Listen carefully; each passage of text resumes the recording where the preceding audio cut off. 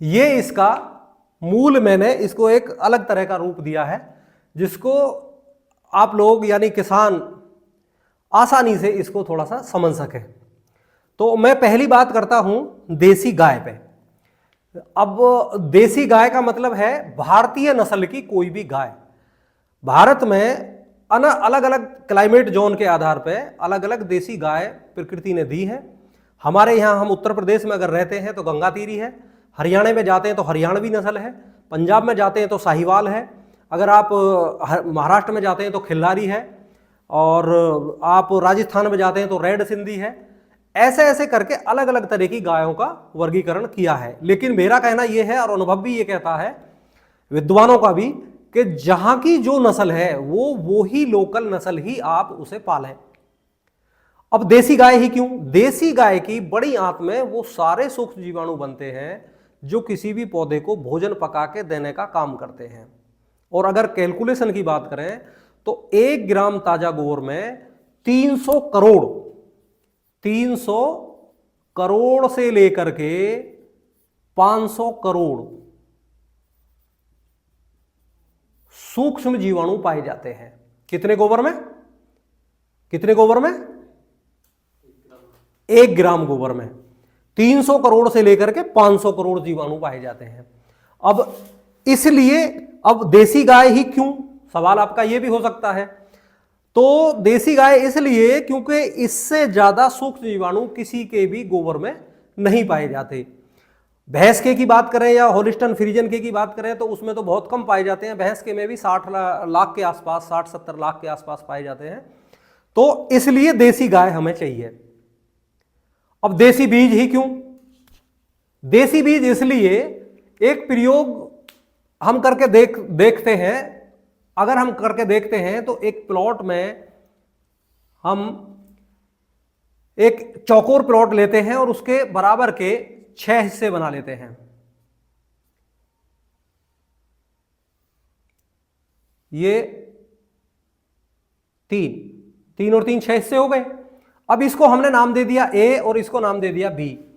इसमें हमने लगाया देसी बीज और इसमें लगाया उन्नत किस्म का बीज और इसमें लगाया हाइब्रिड किस्म का बीज। ऐसे ही बिल्कुल ठीक बी वाले प्लॉट में भी हमने ये किया, इसमें उन्नत लगाया और इसमें हाइब्रिड लगाया।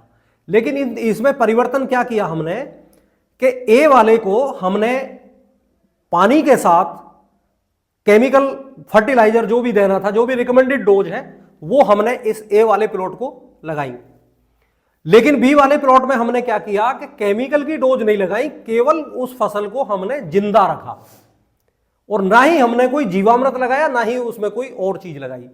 केवल उस फसल को हमने खाली जिंदा रखने के लिए पानी दिया। तो इसके जो नतीजे आते हैं, यानी हार्वेस्टिंग के समय जो नतीजे आते हैं, जब फसल उत्पाद आता है तो चौंकाने वाले नतीजे सामने आते हैं। वो क्या? जिस प्लॉट में हमने केमिकल दिया था, यह समझने की बात है, जिस प्लॉट में हमने केमिकल दिया था उसमें सबसे कम उत्पादन देसी का रहा। यानी देसी बीज ने केमिकल फार्मिंग के द्वारा बिल्कुल कम उत्पादन दिया। जो बात कृषि वैज्ञानिक भी कहते हैं, वो कहते हैं ना कि देसी बीज उत्पादन नहीं देता, भूखा मर जाएगा देश। बिल्कुल ठीक कहते हैं, केमिकल के साथ वो नहीं देता। बात समझ में आई? यानी कृषि वैज्ञानिक भी ठीक बोलते हैं, गलत नहीं बोल रहे वो। अगर केमिकल के साथ हम देसी बीज उपयोग करते हैं तो उसका जो उत्पादन है वो निम्न स्तर पर आ जाता है और उन्नत का मध्यम रहा और जो संकर बीज है उसका बिल्कुल हाईएस्ट उत्पादन चला गया। यानी ये प्रयोग ये सिद्ध करता है कि देसी बीज को खत्म करने के बाद जो संकर बीज हमें दिए गए वो इस प्रकार के दिए गए कि वो बिना केमिकल के होंगे ही नहीं। बात समझ में आई? अब इस वाले प्लॉट में क्या उत्पादन हुआ? इसमें सबसे निम्न जो उत्पादन चला गया वो इसका चला गया जो संकर बीज था, जो केमिकल से होता है।